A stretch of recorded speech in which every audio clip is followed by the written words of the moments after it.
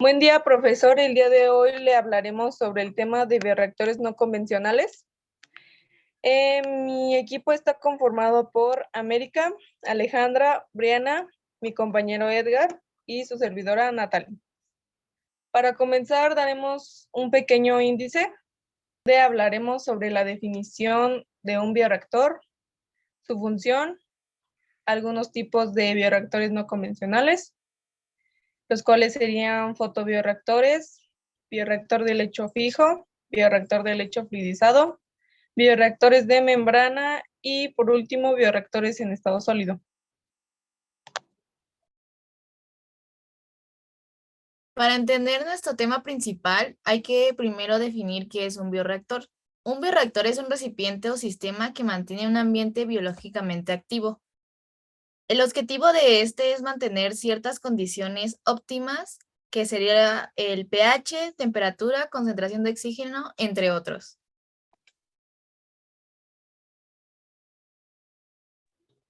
¿Cómo funcionan los bioreactores? Vamos a tener los microorganismos o células en un bioreactor, los cuales van a ser capaces de realizar su función deseada con gran eficacia bajo condiciones óptimas. Las condiciones ambientales de un bioreactor deben ser cuidadosamente monitoreadas y controladas para que esto lleve a cabo su función. Vamos a tener algunas condiciones ambientales en un bioreactor, las cuales van a ser flujo de gases, la temperatura, la cual va a ser monitoreada y manipulada, igual que el pH, oxígeno disuelto y por último la velocidad de agitación en circulación.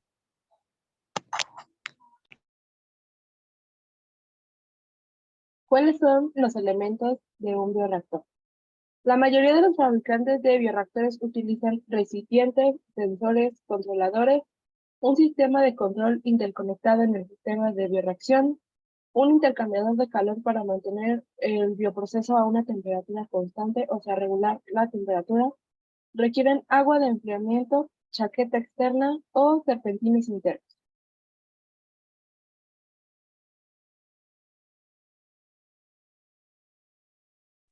Bueno, a continuación les voy a hablar sobre la definición de los bioreactores no convencionales, que sí es un recipiente o un sistema que pues mantiene un ambiente biológicamente activo.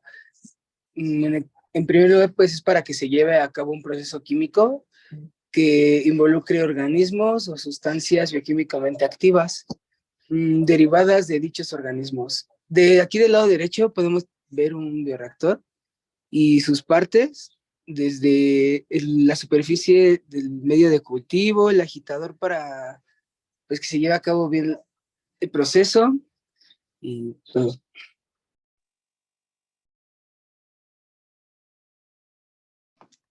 Existen diferentes tipos de bioreactores no convencionales con base a las similitudes de diseño y operación. Como primer lugar tenemos un fotobioreactor, bioreactores de lecho fijo, bioreactores de lecho fluidizado, bioreactores de membrana y bioreactores en estado sólido.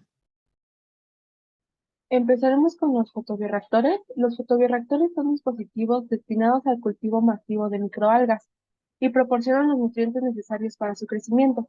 Está formado por tubos sólidos de vidrio resistentes, estables a los rayos UV, bioseguros y seguros para los alimentos. La principal característica que contienen este tipo de fotobioreactores son el control de temperatura, el control de pH y el control de concentración de O2. Existen dos tipos de fotobioreactores. El primero es el fotobioreactor abierto. Este es principalmente utilizado para cultivos que están en contacto con la atmósfera. Son instalaciones que intentan compensar con un bajo coste una baja productividad, debido a un control poco estricto o inexistente de condiciones como el pH y la temperatura. La principal desventaja de este tipo de bioreactor es que son susceptibles a la invasión por otros microorganismos, incluyendo microalgas, por lo que son especialmente adecuados para especies robustas y de rápido crecimiento. La principal ventaja de este tipo de fotobioreactor es que es fácil y económico de construirlos, además de que la mayoría de microalgas que están producidas alrededor del mundo provienen de este tipo de sistemas. El siguiente fotobioreactor es el fotobioreactor cerrado. Los fotobioreactores cerrados se denominan así porque mantienen el cultivo totalmente aislado del medio ambiente. Típicamente son equipados con sistemas de agitación, aireación, control de pH, intercambio de calor, adición de el medio y CO2. Los fotobioreactores cerrados son dispositivos muy especializados y a menudo son diseñados específicamente para una especie en concreto. Este fotobioreactor se divide en otros fotobioreactores, como el de columna. El fotobioreactor de columna es también un sistema cerrado, que consiste en una columna de burbujeo de material transparente con diámetro y altura. Son fáciles de construir, ya que su forma cilíndrica ayuda a distribuir la luz y soportar bien la presión en la base.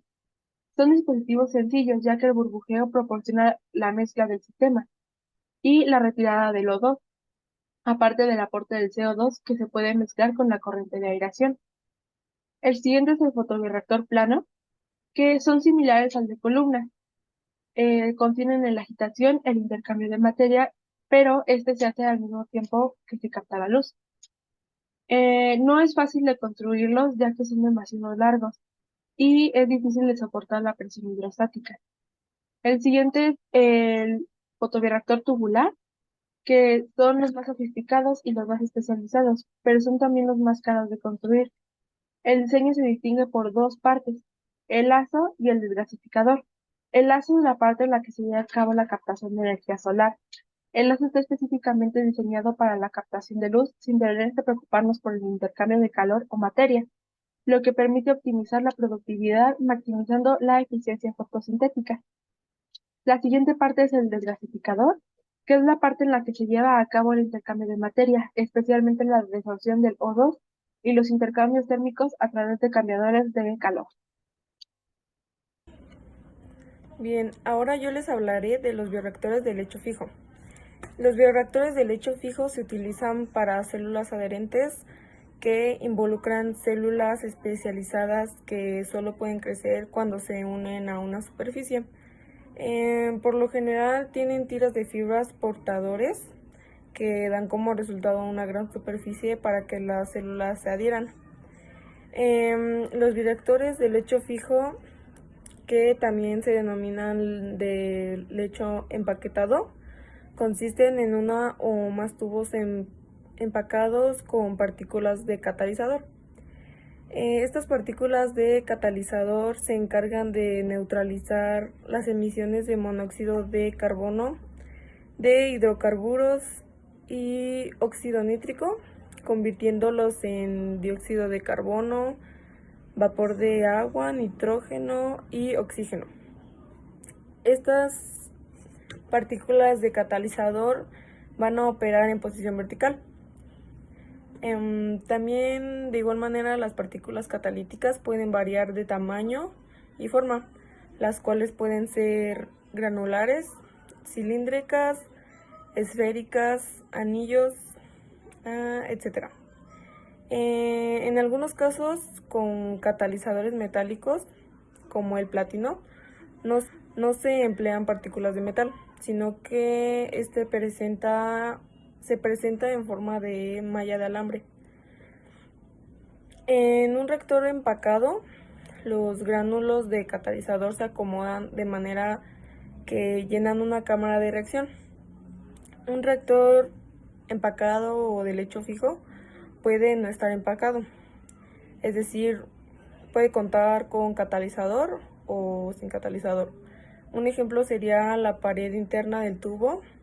Esta podría ser catalítica, o bien el interior del tubo tener colocadas transversales al flujo una o varias mallas de alambres hechas de algún metal catalítico. De igual manera les hablaré de algunas ventajas y desventajas.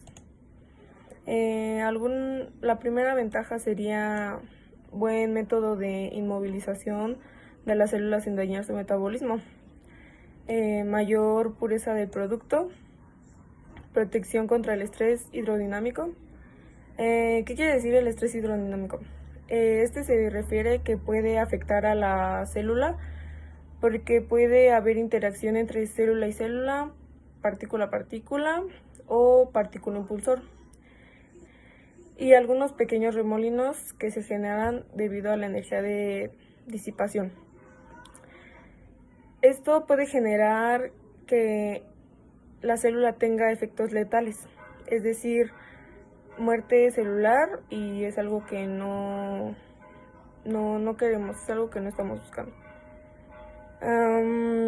Otra ventaja sería que no requiere el gasto de separación del catalizador como en el caso de las reacciones catalíticas homogéneas. Y por último puede ser continuo o batch. Algunas desventajas serían el elevado costo del relleno, dificultades en el control de temperatura debido a la formación de zonas calientes y frías en el interior del lecho. No pueden utilizarse catalizadores pequeños debido a la formación de tampones. La columna puede ser difícil de limpiar, eso sería una desventaja. Y pasando a la siguiente diapositiva, tenemos estas dos imágenes, bueno, 3 imágenes, donde nos van a explicar, la primera imagen viene lo que sería representado el catalizador y el filtro de partículas. Como se puede observar, en la primera parte se encuentra el catalizador, el filtro de partículas y un tubo de escape. En esta siguiente imagen se muestra un bioreactor de lecho fijo y el catalizador de una manera más práctica de observar. Y por último, algunas de las aplicaciones de este bioreactor de lecho fijo sería el aumento de densidad celular, el aumento de concentración celular, empaquetamiento celular, y otra de las aplicaciones que se puede dar sería la producción a gran escala de reactivos primarios o intermedios. De igual manera, algunos procesos microbiológicos que pueden llevarse a cabo en este tipo de reactor serían los tratamientos biológicos de aguas residuales, biodegradación de sustancias químicas, la producción de lípidos estructurales por transferencia enzimática, y eso sería todo. El siguiente es el bioreactor de leche fluidizado. Este se basa en el paso de un fluido, ya sea líquido o gas, a través de un sólido provocando un movimiento, pero sin llegar a arrastrarlo. Este reactor se puede diseñar para permitir una fácil carga y extracción del catalizador. Esto es una ventaja, ya que el lecho de sólidos debe retirarse y reemplazarse con frecuencia. Con este tipo de reactor es posible una alta conversión de gran rendimiento. Dichos reactores se pueden configurar para proporcionar una excelente transferencia de calor y contacto gas-partícula. Una ventaja sería el buen contacto sólido-fluido, favoreciendo la transferencia de masa y calor entre ambos.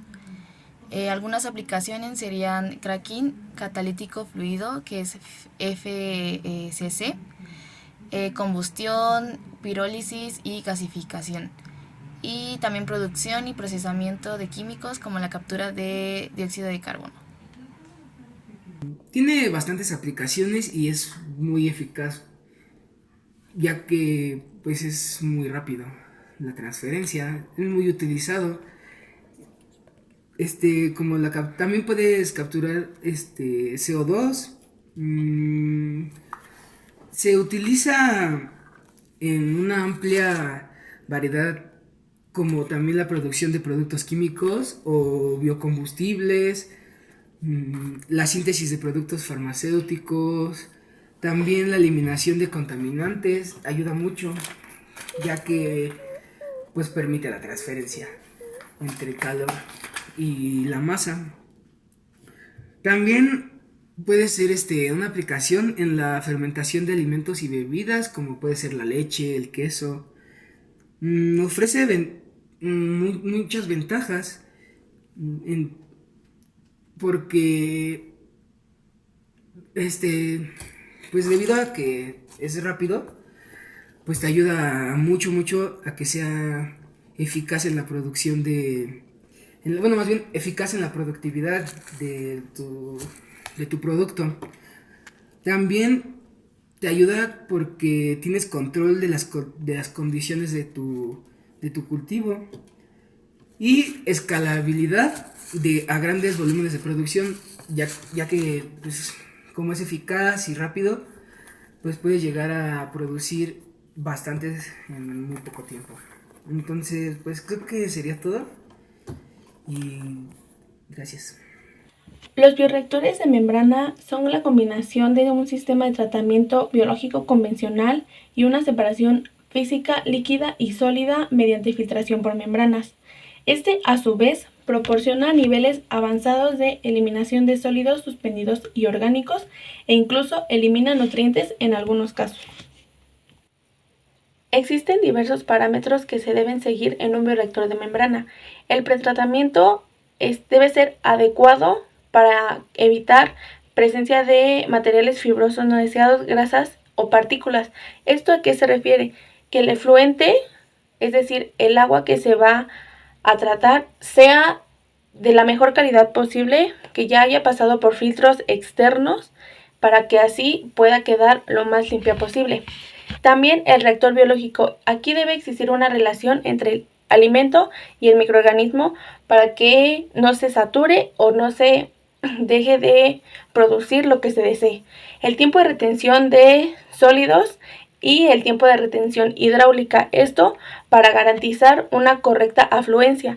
La temperatura y el pH para estos deben estar controlados y deben ser medidos específicamente a cierto tiempo para que no se distorsione el tratamiento del agua. Y la relación de flujo superficie-membrana, esto para que todo se pueda seguir de manera adecuada. En los bioreactores de membrana existen ventajas y desventajas. Primeramente comenzaremos con las ventajas. El efluente de alta calidad, es decir, el agua puede salir hasta 95% más pura que como entró.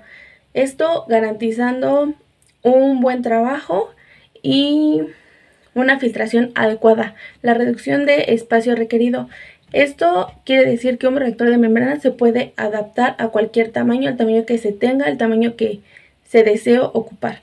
La flexibilidad y robustez frente a las variaciones de carga. Esto se refiere básicamente a que el bioreactor de membrana se va a adaptar a la producción que se necesita en el tiempo que se necesita conforme los componentes que se tienen. Y para pasar con las desventajas tenemos el requerimiento de control de incrustaciones de las membranas. Esto quiere decir que las membranas sí son un poquito especiales para su uso y se tiene que tener un poquito de cuidado.